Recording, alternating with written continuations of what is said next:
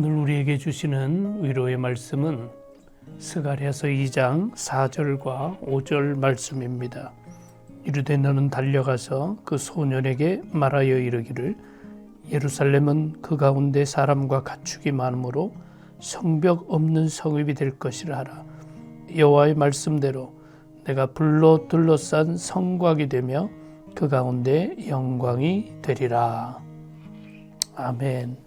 오늘 말씀을 보면 예루살렘은 성곽이 없는 성읍이 될 것이다. 왜냐하면 하나님께서 성곽이 되어주시기 때문이다 라고 말씀합니다. 이것은 최고의 축복을 말하죠. 오늘 본문에 보면 소년을 통해서 이야기하는데 이 소년은 바로 앞에 절을 보면 측량하는 자입니다. 하나님께서 예루살렘을 측량한다는 얘기는 다시 세우시겠다는 뜻입니다. 지금 상황은 이스라엘 백성들이 바벨론 포로에서 돌아와서 성전부터 지어야 하지만 자기네 집에 먼저 관심 가지고 하다 보니까 일을 실패합니다. 그래서 학개와 스가랴 선지자를 보내서 성전 재건의 역사를 이루게 하시는 그런 상황입니다. 그러니까 오늘 본문의 상황은 실제로 예루살렘에 성곽이 없었습니다. 모든 것이 무너지고 성곽이 없고 그러니까 그곳에 사람이 살 수가 없는 것이죠. 문제는 바로 이 성을 다시 세울 때 성곽이 없는 성읍으로 세우겠다고 말씀합니다. 차이가 있습니다. 이번에는 하나님께서 친히 성곽이 되어주시겠다라는 말씀이죠. 그러므로 이 성곽이 없는 성읍은 첫 번째로 하나님이 성곽이 되어주시는 성읍을 말합니다.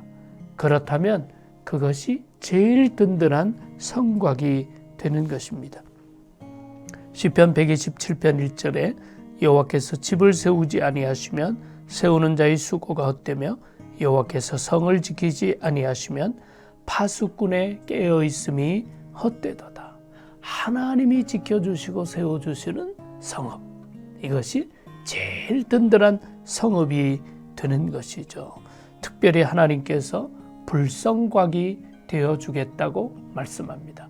우리가 생각나는 것은 엘리사 선지자, 또 엘리사의 사환이 아람 군대가 쳐들어왔을 때 두려워할 때 엘리사 선지자가 사환의 눈을 밝혀달라고 기도하죠. 눈이 밝아져서 보니까 그 도단성에 불병거와 불말이 그 성을 지키고 있습니다. 그때 모든 두려움에서 벗어나게 되죠. 바로 하나님이 성곽이 되어주시는 성읍. 두 번째, 이 성읍은 번성하는 성읍을 말합니다. 예루살렘은 그 가운데 사람과 가축이 많으므로 성곽 없는 성읍이 될 것이라. 점점 가축이 많아진다면 이 성곽 자체가 제한이 되는 것이죠. 그래서 이것은 하나님의 축복이 차고 넘치는 것을 의미합니다. 세 번째로 이 성곽 없는 성읍은 하나님 나라를 확장해가는 성읍이다라는 것입니다.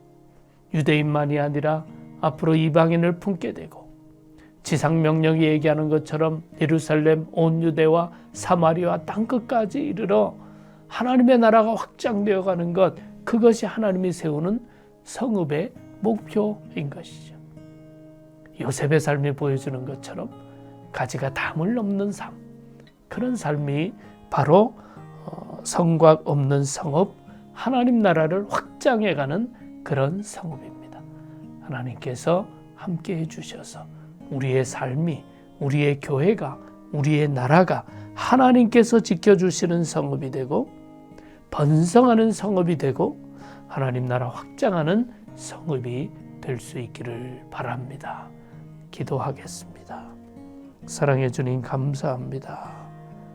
하나님 세우시는 성읍처럼 든든한 성읍이 되고 번성하는 성읍이 되고 하나님 나라를 확장하는 성읍이 될 수 있도록 우리의 모든 삶을 축복하여 주시옵소서.